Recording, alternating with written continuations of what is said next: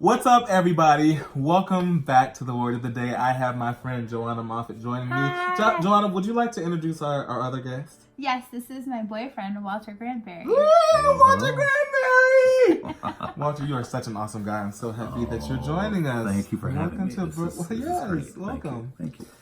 So, today I wanted to discuss letting things go, whether it be dating or whether if it has something to do with your career or something you really want in your life. Yeah. Sometimes the best thing to do is to let it go.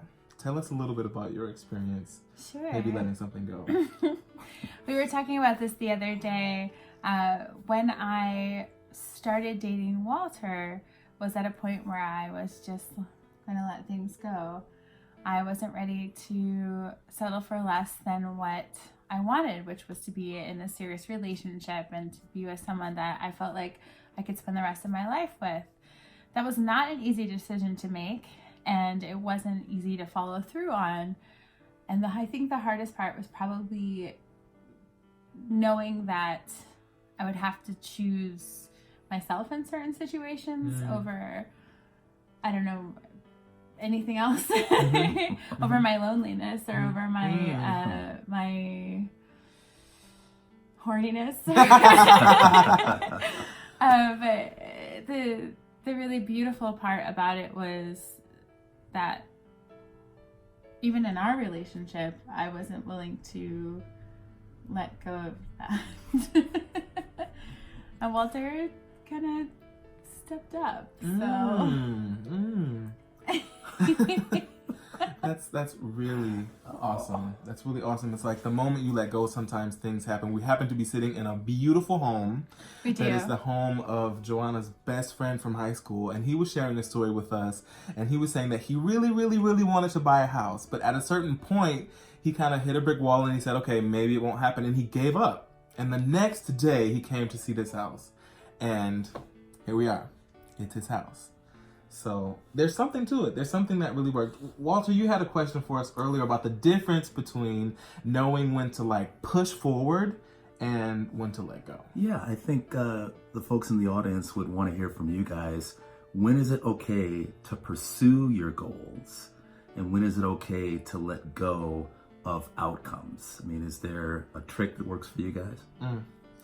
For me, I mean, I try to feel the energy and look at the signs. So if I am, for example, I really want to sing for a company and I send an email and I try to reach out to them and it's just not working, then I will actually just let go, knowing that I have done the best that I can to try to make it happen, and I have put my best foot forward, but then I have to let go of the outcome. Once I've gone as far as I can go, that's as far as I can go. And I kind of let it go, and I let the universe decide, or let the universe bring things together for me. And sometimes I've been at a point where I was so frustrated about something, and I let it go, and it worked out in the craziest way, a way that I would have never myself thought that it would come to pass, come about. Yeah. But it did once I was able to let it go. So if I'm feeling like yes, keep going, that little voice inside that says, keep pursuing this, then I'll go. But if I feel like I've done everything that I can do, I'll let it go. Sometimes it's hard. It's hard to do that sometimes. So is it kind of acknowledging that the energy of the universe will provide if we allow it to? 1,000,000%. Yeah. 1,000,000%. What about you? How do you tell the difference? How do you... Oh, that's a tough question. We were talking earlier about, the process of dating, and I have definitely been in that situation where I have tried and I don't, I was sometimes unhealthily, pursuing things that I shouldn't have, and I just think that you should. Hi, Charlie. You should trust your gut instinct.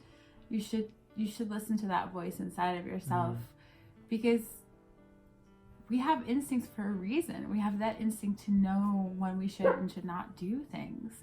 I also think that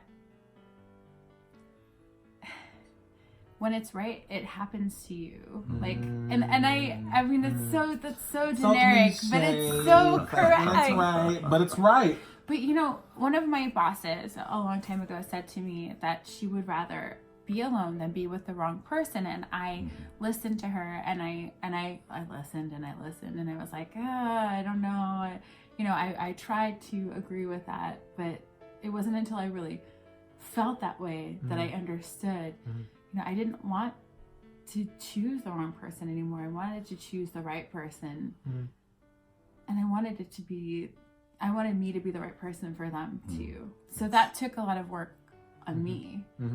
And it's still taking a lot of work on me. Listen, I want to say that it's not possible to force yourself. I mean, it is possible, but you can cause even more damage and even more hurt when you force yourself to let go and when you force yourself to give up. If you feel like you really want something, go after that thing. Go after it with all that you can and all that you've got. At a certain point, if it's meant for you to let go, you're going to get tired. That's right. And you'll get to a point where it'll be like, I can't do this anymore. You'll run out of energy. You'll run out of energy. And that's when you can really let go and let the universe take over. Because if you give up before it's time, then you'll be offering a lot of resistance. Like, why is this not happening for me? Why is this not happening for me? And it's like saying, like, you know, that with your energy.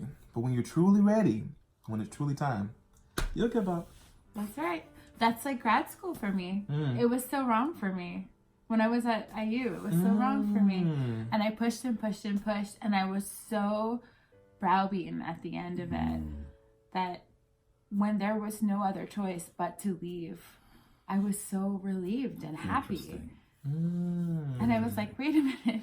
And now I'm flourishing in Chicago. So the universe knows what it's doing. Listen. Trust the universe.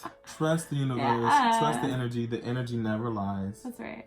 Intuition never really lies. That's I found that for myself.